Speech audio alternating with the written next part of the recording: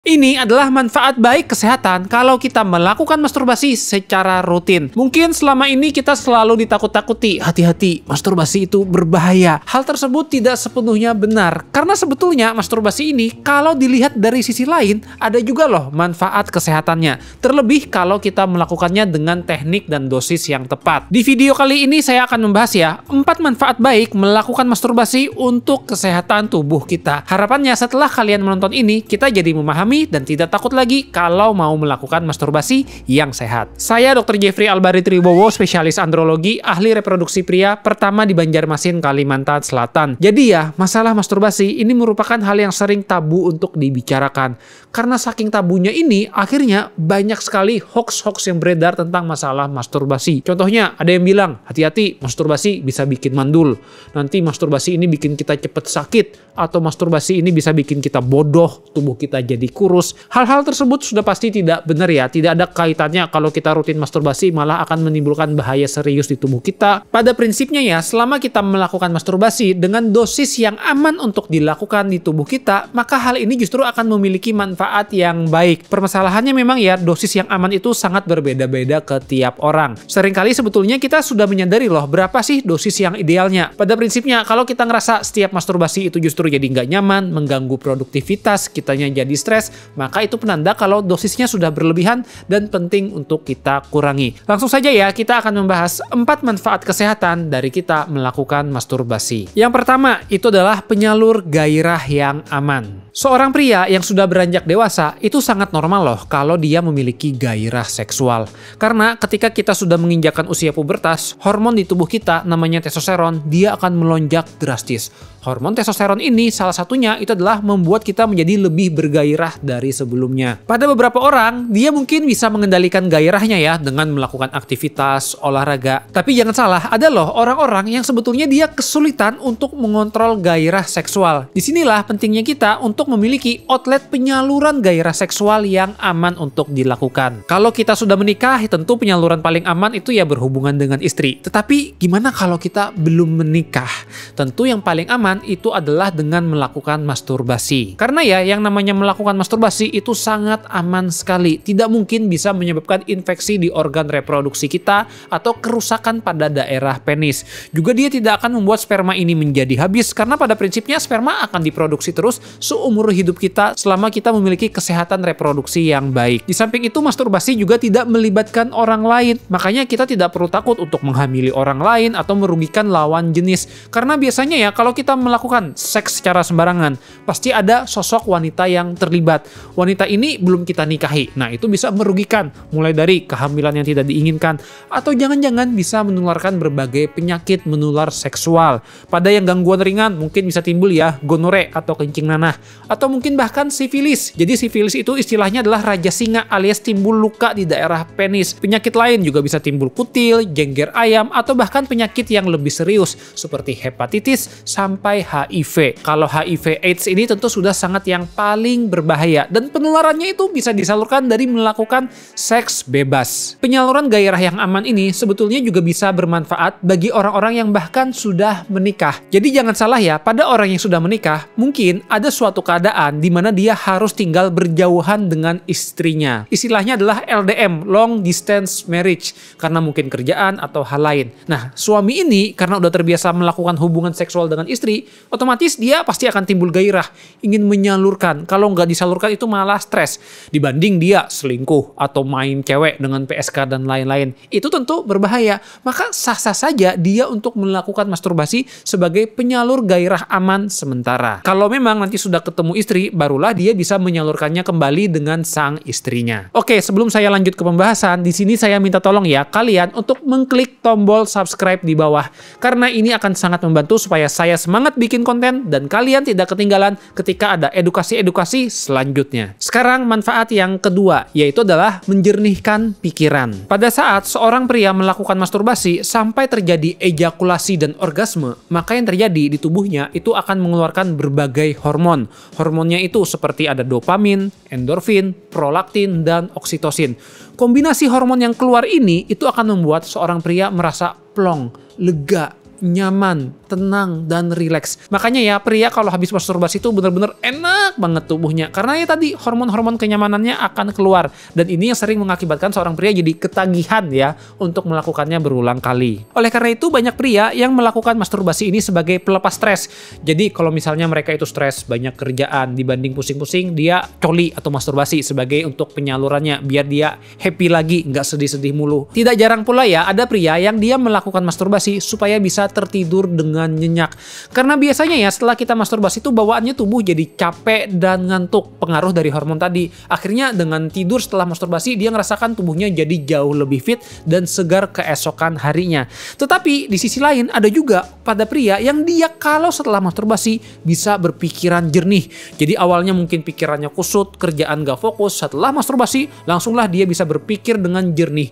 Istilahnya ini disebut dengan post-nut clarity atau kejelasan pemikiran setelah habis mengocok atau masturbasi. Baik, lanjut lagi ke manfaat yang ketiga, yaitu adalah menjaga kesehatan reproduksi pria. Penelitian menunjukkan ya, pada pria-pria yang rutin melakukan ejakulasi 21 kali per bulan, artinya dalam seminggu itu bisa 3-4 kali, itu dia akan memiliki risiko kanker prostat yang lebih rendah. Hal ini dikarenakan kalau kita rutin mengejakulasikan sperma kita, maka cairan-cairan prostat itu juga akan keluar. Otomatis racun-racun di prostat juga berkurang. Juga ketegangan sarafnya ini menjadi lebih rileks. Alhasil kesehatan sel prostatnya ini menjadi jauh lebih terjaga sehingga kemungkinan risiko kanker prostatnya menjadi lebih menurun. Di samping itu juga ya, kalau kita rutin melakukan masturbasi, hal ini sebetulnya juga memiliki manfaat baik untuk kualitas sperma pria. Ini yang sering banyak orang tidak tahu ya, karena banyak yang sering mengasosiasikan kalau masturbasi itu merusak sperma.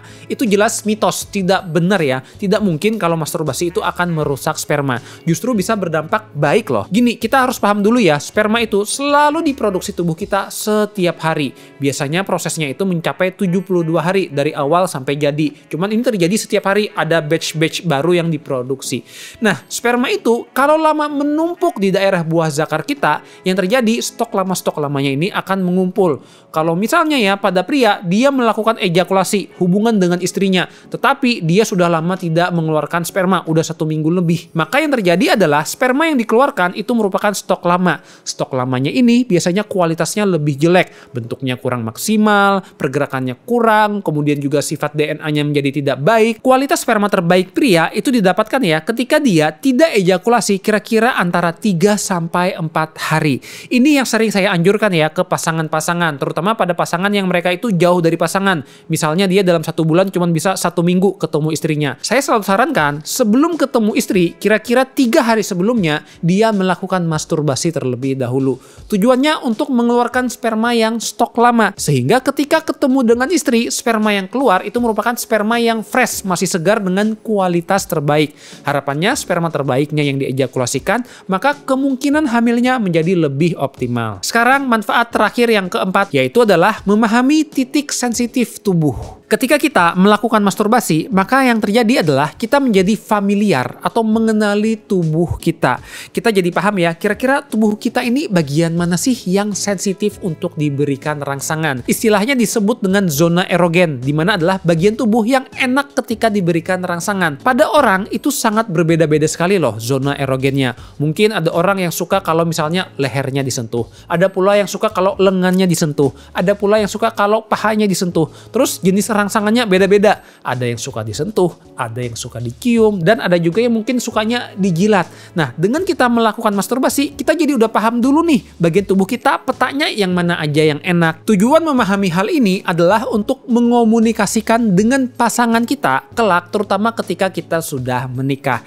Dengan pasangan kita tahu titik zona erogen tubuh kita, dia akan sangat membantu supaya kita bisa mencapai orgasme yang optimal. Jangan salah ya, saya beberapa kali nemuin ada pasangan yang dia kesulitan mencapai orgasme karena apa? Kurangnya rangsangan.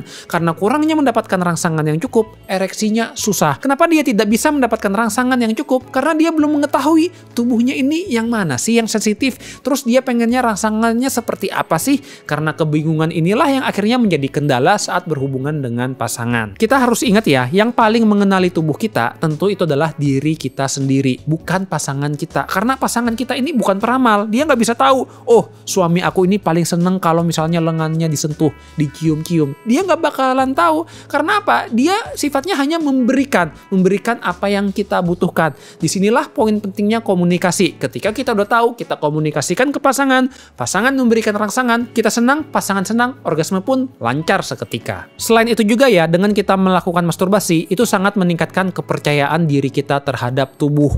Jadi ya, kalau kita udah sering mengenal tubuh kita udah familiar gerak-geriknya seutuhnya, kita menjadi tidak ada kendala, terlebih saat berhubungan seksual dengan pasangan atau istri kita kelak. Karena kita udah terbiasa melakukan dengan sendirian. Tinggal kita adaptasi singkat dengan pasangan. Pada orang-orang yang mungkin dia masih agak tabu-tabu tentang masalah masturbasi, dia masih malu-malu. Nah, ini sering timbul kendala karena dia ngerasa, aduh, belum siap, nanti timbul kendala, aduh, aku belum tahu tubuhku kalau orgasme gimana. Makanya dengan masturbasi ini justru akan bermanfaat baik supaya kita tidak jadi minder saat berhubungan seksual dengan pasangan. Kita justru percaya diri sekali dengan tubuh kita. Oke, itu tadi adalah manfaat dari masturbasi secara ilmiah untuk kesehatan kita. Tapi ingat ya, masturbasi ini jangan dilakukan secara berlebihan karena dampak buruknya itu bisa timbul. Terlebih kalau misalnya kita menggunakan pornografi secara berlebihan.